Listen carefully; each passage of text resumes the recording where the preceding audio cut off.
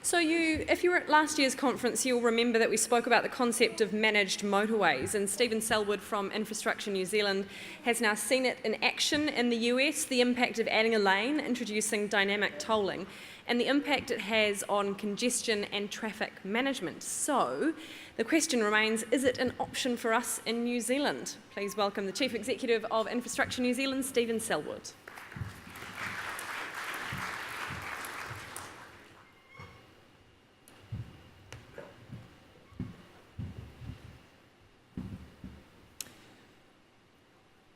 Thanks, Nadine. Look, I think one of the key challenges for Infrastructure New Zealand is always to advance new ideas about how we might be able to address some of the problems that we're facing as a nation and as a city that is growing dramatically as it is. And we heard some of those challenges this morning. And there's been a lot of speakers in support of the need to introduce some form of road pricing. But I've been in this business, as you all know, for quite a long time. And I remember in the early 1990s, I went across to a conference in Florida, and they said then that road pricing was just around the corner. In 10 years, it'll be in place globally. Well, here we are in 2018, some 15 years beyond that 10-year limit, and we're still talking about doing it in 10 years. What I want to share with you today is, could we, if we chose to, implement something now that would make a material difference, not only to how we manage traffic demand across the city and manage our congestion challenges, but raise significant funding for future investment going forward. Managed motorways. Is it an option for New Zealand? We've seen these charts up before, so you're all very familiar with the growth curve. But I mean, one of the big ideas I think we all have to go away from this conference is to keep this number in mind. By circa 2050, and it might even be 2040, it might be 2060, but certainly around that time, we're going to have another 1 million Aucklanders in this city. Another 1 million Aucklanders.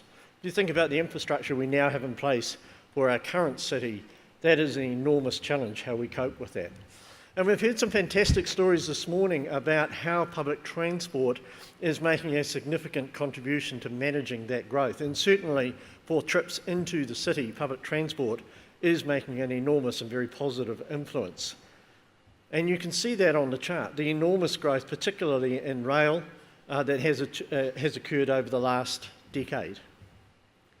But in proportion to traffic growth, and there's those same public transport numbers on the left, in proportion to transport growth across the city, we are still falling behind. And if you look at overall mode share across Auckland, you can see that vehicle passenger kilometres travelled by mode from 2007 has gone up by almost 2 billion passenger transport kilometres. The dominance of the motor car continues to prevail. And there's a good reason for that, because actually the diversity of trips, and this particular chart is a plot for all of New Zealand, but I would contend that Auckland is not too different. The diversity of trip purpose is enormous. Actually, most trips are for social and recreational purposes. The journey to work, you'll see at the bottom of that chart, is about 9% of all journeys. Yet we focus all of our attention from a transport planning perspective on just that 9%.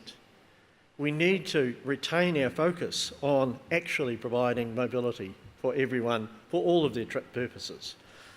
And it's that diversity that has led to these sorts of numbers. Increasingly on the Auckland Motorway systems, you can see the growth in traffic demand in proportion to the total road system. And local roads shown in orange, and the motorway or state highway network in Auckland shown in the green. State highway vehicle kilometres travelled have increased by 1 billion or 21% in the last decade. Consequently, the charts, and we saw them that Karen put up this morning, are not encouraging. Congestion is projected to be much worse into the future by that 2050 timetable, and notwithstanding the tremendous investment that we're making of 28 billion over the next 10 years. By 2028, we are slipping backwards. By 2046, and these are not the latest plot, well, they are the latest plots, but we need to update them. But by 2046, the morning peak is chronic, and the inter-peak is about as bad as the morning peak is today. Those are the last projections that we saw. On the other hand, the benefits of decongestion are significant. Last year, we commissioned, along with EMA, Ports of Auckland, Auckland Airport and the National Road Carriers Association, NZIER, to do a report on the benefits of decongestion to Auckland. And the number they came up was $1.3 billion dividend over a 5-day working week. It didn't include weekends, ironically, because in Auckland we don't monitor traffic congestion in the weekend. So I use the daily number.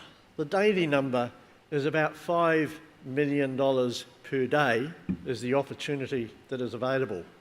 And that's just the economic story. Think of the real benefits of decongesting Auckland. It's about health and well-being, family time, getting to the show on times, the things that actually make a livable city. Sport and leisure, life balance and livability. Those are the real dividends that we're foregoing by our current process. In 2007, Stockholm introduced a permanent road pricing system. They introduced it by a referendum or a trial period. And you can see here the traffic flow into Stockholm in 2005 prior to the introduction of pricing. In 2006, the trial commenced and lasted for about a 7-month period, shown in the green, and then the trial was taken off. And interestingly, even though the toll was taken off, traffic behaviour had already been changed to the extent that they achieved a much lower traffic volume even without the toll in place. People tried other ways of doing things and found that it actually could work for them. So they ran a referendum, and in 2007, and the popular support, 53 for, 35 against, it should be introduced permanently, which they did then in 2007, and you can see the continuation, a dramatic drop in traffic volumes coming into the city, and that has effectively become the new norm for Stockholm, and they have continued to enjoy those benefits right up until today. In fact, public support is now in the 85% plus for the retention and expansion of that scheme. When we were over in the US, we looked at several road projects, but the one that really struck me was the LBJ Expressway in Dallas, Texas. And in that context, they needed to increase capacity, but they made a promise to their community that they would go no higher nor any wider with the freeway system. And so Sintra came up with an innovative solution to trench the motorways, you can see in the diagram, which was a much more affordable way to deliver a tunnel solution. They introduced a dynamic tolling system so that the price would go up or down according to the volume of traffic, so that they could actually deliver a level of service that was kind of unheard of before the introduction of the roads. In this chart you can see the average speed, and this is 70 miles per hour we're talking, not kilometres per hour. Those express lanes in the trench run at between 70 and sometimes getting close to 80 kilometres even at, miles per hour, even in the peak. Imagine that. And interestingly, have a look at the benefits that were obtained from the untolled lanes. The additional capacity was obviously part of that, but the attraction of the expressway means less traffic on the conventional roads and more capacity. Interestingly, the prices that they're paying, the typical user is spending around $15 per month. They choose when they're going to use the lane, and it's when their travel trip is important, and 95% of users are spending less than $50. In Auckland, this is a typical scenario. The left-hand lane shows the traffic starting to break down. As you can see up around the curve, a stop-start vehicle in that environment, and very quickly the entire motorway system will be congested. On the other hand, The right-hand lane is reasonably heavily trafficked, but still good gaps, and that traffic is moving along at somewhere between 60 and 80 kilometres an hour. So how could we introduce the managed motorway kind of concept like LBJ in Auckland to achieve a similar sort of outcome? Well, this graph is really important, and I acknowledge Wallace Lupton, who came up with this several years ago, and I have used it frequently, and apologies to those of you who've seen it before, but it's a really important graph to understand. So on the left, you can see those average speeds. And this is at the pinch point in Mount Wellington at Tip Top Corner, when the motorway goes down to 2 lanes in each direction. Most of us will be very familiar with that. And then along the bottom, you can see the volume of cars that actually get through that motorway.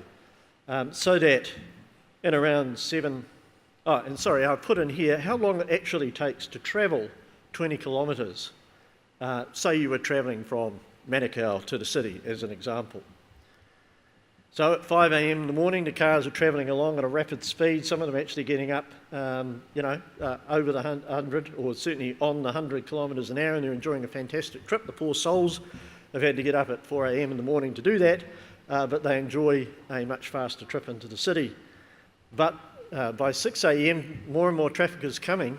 Traffic starts to slow, and you can see it's down to 60 kilometres an hour, or between 60 and 80. But here's the thing. At that speed, the capacity of the motorway is 3,500 cars through that particular section. The traffic flow is sufficiently close and fast that we can maximise the capacity of that corridor. But of course, as we know what happens, more and more traffic turns up, and so by 7 o'clock in the morning, traffic speeds are down to chronic sub 20 kilometres an hour stop-start, and only about 1,000 cars are getting through that same piece of road infrastructure. We are dramatically underutilising the capacity of our existing network. So why don't we charge a toll that maximises the traffic flow, just like LBJ Expressway?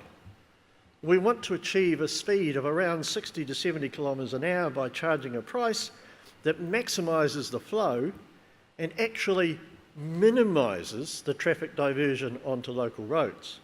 Because I've given this presentation on several occasions and people always come back, and the official line is, well, if you toll the motorways, everyone's going to go on the local roads, aren't they?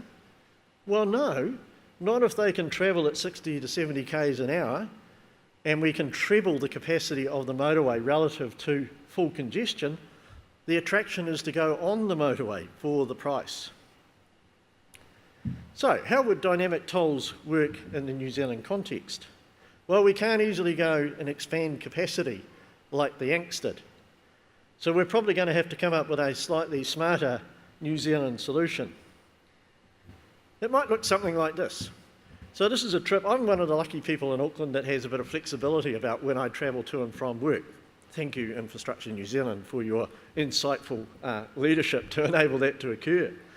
So here's my trip from my home location in Karaka into the city at 10 a.m. on Tuesday. Now, Tuesday was a pretty wet day, you may recall, and traffic was pretty chronic. So even by 10 o'clock, it was still a close to 50-minute trip into the city when it should only take 25 minutes if the motorway was free flow. I could choose to go the southwestern route, but that's a little bit slower and a lot longer.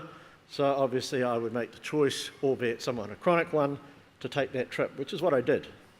But under a dynamic tolling approach, I'd look on my phone app and it would tell me that I could go into the city and pay a toll of $2.20 and I would get there in close to half an hour.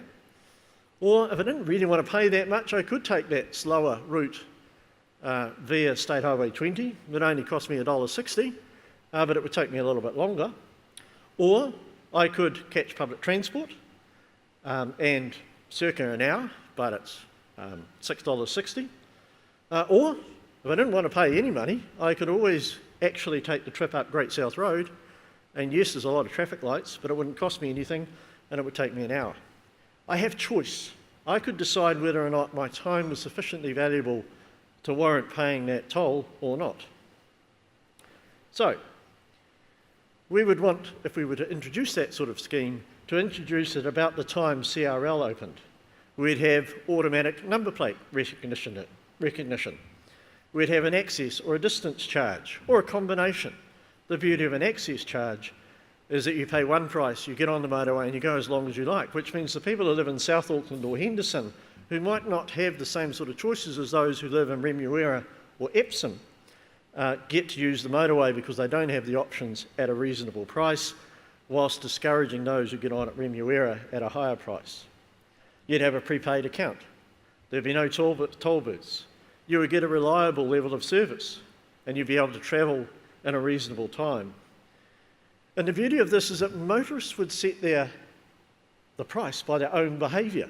So if the willingness to pay was high, then prices would be high. If their willingness to pay is low, the price elasticity very low, then the toll would be equally low. And it would be the behaviour of the motorists themselves as to what the outcome would be. And of course, the funds would be dedicated to transport.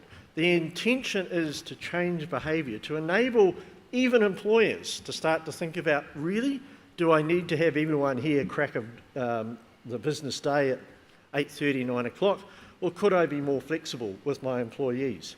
Would I allow them to work from home? Could they go another way? Could they make that choice to share the trip, take the bus, walk, cycle, or catch public transport? Or would they simply make the choice, I'm going to pay for a faster trip? So many people then ask me, well, why wouldn't we just go straight to satellite GPS pricing like Singapore? Well, Karen touched this morning. They have a culture of paying for road use for 40 years. They understand how that works. They have a unique political context. They have a fantastic public transport system, and they understand what car use and choices are for pricing. We don't have that legacy or heritage here in New Zealand. If we were to introduce something like this, it is relatively easy. We're using existing technology. It would be critical to success that there is transparency about where the money raised was being spent. So you might use the payway, as I've called it, kind of solution, and you'd be promoting the idea that you're delivering faster roads and better transport, and that would be transparent because you would see that billboard that's sitting on the motorway as you've just had the wee bleep in your car, if that's what it takes, or you know that you've paid the toll, and that new piece of infrastructure, be it a new train system or a new road, would be opening soon. On the issue of social equity, there are options for people, but we need to improve them. But we can't wait forever until the public transport system provides an option for everyone. There will be options around car sharing, and the access charge would ameliorate the costs for communities that are further out. But in the end, for those that are truly disadvantaged by the imposition of any toll or price, then we would have to introduce some form of transport allowance, and part of the tolling revenue could enable those on lower socio-demographics to receive a benefit. But there's also other solutions. Karen mentioned this morning about the express bus she used to catch on the motorway system. If you have a look on the left-hand side of the motorway, there's a whole bunch of little blue vans popping up. You know, why can we not? If traffic is travelling at 70 k's an hour, why can't we run express transport services on the motorway system? Or even better, why couldn't we run express bus services on the motorway system? After all, they'll be travelling along, not stuck in traffic on the urban arterials, but doing express bus trips to key employment centres at 70 k's an hour. Or in the future, then those little green self-censoring, self-driving cars are platooning along, maximising the capacity of the existing network. In the end, it's very clear from all of the polling, not only we have done as an organisation, but that of Auckland Council, is that actually Aucklanders would prefer tolls over taxes. This was the result from the 2015 survey, when Aucklanders were asked by Colmar Brunton on behalf of Auckland Council, and it was a survey of 5,000 Aucklanders, so we're talking a very large sample base here, and they were told very clearly, we'd rather pay a motorway user charge than a petrol tax or a rates increase. And that is because choice is given under a tolling regime where it is nothing more than certain than taxes or death. So, a managed motorway system could be implemented today, and it would create an environment where everyone wins. More money for more trains, more buses, more roads, more time with your son or daughter, more deliveries if you're a businessman, greater efficiency if you're a business owner, more fares if you're a taxi driver, more jobs done if you're a concrete truck driver, more cycle tracks for those who want to take that choice, faster trips for the ones who are prepared to pay, and lower rates for those who don't use the system very often and can now avoid the penalty. In the end, more sales, more business, better outcomes, better productivity, better livability. We've got a choice. If we want things to change, we actually have to change things. And the longer we keep on talking and not making decisions, when actually this is doable, this is saleable, and this will produce benefits, we should get on with the job. Thank you.